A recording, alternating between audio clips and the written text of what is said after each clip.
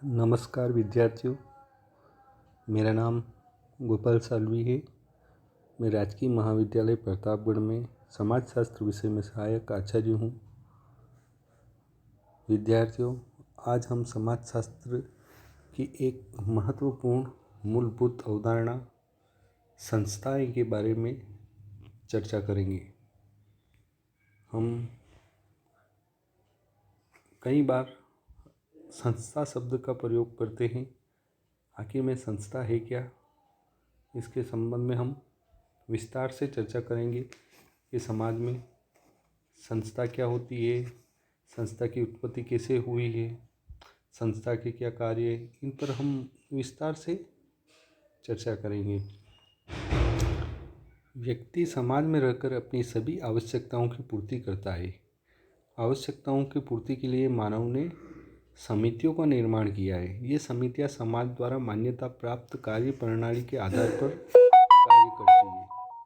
समिति व्यक्तियों का समूह है। व्यक्ति समिति की सहायता से अपने लक्ष्यों की प्राप्ति नियमानुसार करता है। समाज में व्यवस्था बनी रहे, इसके लिए मानव ने कार्य प्रणालियों, नियमों, पद्धतियों आदि का निर्माण किया है। मिल्टन का कहना है कि जब लोग सांस्कृतिक लक्ष्य और संस्थागत साधन के अनुसार समाज में कार्य करते हैं तो समाज में आदर्श संतुलन होता है। समाज में व्यवहार करने के तरीके, समिति की कार्य प्रणालियाँ, समाज द्वारा मान्यता प्राप्त तरीके ही संस्था कहलाती है। स्पष्ट है विद्यार्थियों कि समाज में हम हमारी आवश्यकताओं की पूर्ति के लिए जिन तरीकों को, जिन पद्धतियों को, जिन कार्य प्रणालियों को अपनाते हैं वे संस्थाएं कहलाती है। इनके द्वारा समाज में संतुलन बना रहता है। समाज की व्यवस्था, संतुलन, नियंत्रण आदि के लिए सामाजिक संस्थाओं का होना अत्यंत आवश्यक होता है। अगर समाज में व्यक्ति और समूह अपने सोच के अनुसार कार्य करेंगे तो अव्यवस्था बढ़ेगी। सभी व्यवस्थित तरीकों से व्यवहार करें, कार्य करें, इसके लिए सामाजिक संस्थाओं का होना अत्यंत आवश्यक है। समिति में मानव की आवश्यकताओं की पूर्ति के लिए स्थापित कार्य प्रणालियाँ ही सामाजिक संस्था कहलाती है।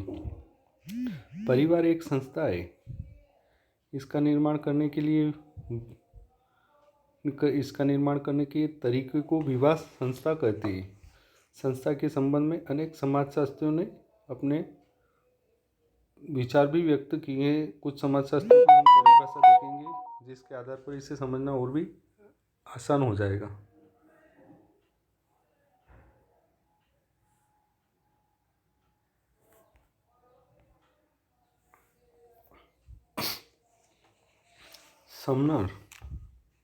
समनर ने लिखा है कि एक संस्था अवधारणा, विचार, मत, सिद्धांत या रुचि एवं संरचना का योग होती है। मैकाइवर ने संस्था की परिभाषा देते हुए कहा है, संस्था एक निश्चित संगठन है जो विशिष्ट हित अथवा सामान्य हितों को सुनिश्चित तरीके से पूर्ण करती है। मैकाइवर एवं पेज ने संस्था के स्थापित कार्य प्रणालियों के स्वरूपों के रूप में परिभाषित किया है। इन्होंने संस्था से हमारा तात्पर्य स्थापित स्वरूप की कार्य प्रणाली की उन परिस्थितियों से है जो सामूहिक क्रिया की विशेषता है। यह परिभाषा इन्होंने दी है। इसी प्रकार रोस के अनुसार सामाजिक संस्थाएं संगठित मानव संबंधों के संग्रह है जो सर्वजन इच्छा द्वारा स्थापित अथवा मान्य है। इसी प्रकार बोगार्डस ने लिखा है, एक सामाजिक संस्था समाज की वह संरचना है जो मुख्यतः सुस्थापित प्रणालियों द्वारा लोगों की आवश्यकताओं को पूरा करने के लिए संगठित होती है। वॉकबार्न तथा नीम को अपने संस्था की व्याख्या करते हुए लिखा है कि सामाजिक संस्थाएं कुछ मौलिक मानवीय आवश्यकताओं की पूर्ति के लिए संगठित और स्थापित प्रणालियाँ हैं। इसी प्रकार गिलिन ने लिखा है, सामाजिक संस्थाएं कुछ सांस्कृतिक विशिष्टताएं को व्यक्त करने वाले वे नियम हैं जिनमें काफ़ी स्थायित्व होता है। स्पष्ट है विद्यार्थियों के हम समाज में रहते हैं, हमारी विभिन्न आवश्यकताएं होती है। इन आवश्यकताओं की पूर्ति के लिए हम जिन नियमों को अपनाते हैं, उन नियमों को, उन कार्य प्रणालियों को हम संस्था कहते हैं। अब समाज में संस्था की उत्पत्ति कैसे हुई, संस्था की उत्पत्ति और विकास कैसे होता है, इसके बारे में हम चर्चा करेंगे। डब्ल्यू.जी. समनर ने अपनी एक पुस्तक फोकवेज में संस्था की उत्पत्ति और विकास को विस्तार से स्पष्ट किया है। इनका कहना है कि व्यक्ति अपनी आवश्यकताओं की पूर्ति सरल, सादा और सीधे तरीके से पूर्ण करना चाहता है। वह आवश्यकता को कम श्रम, कम समय में अधिक से अधिक मात्रा में पूरी करना चाहता है।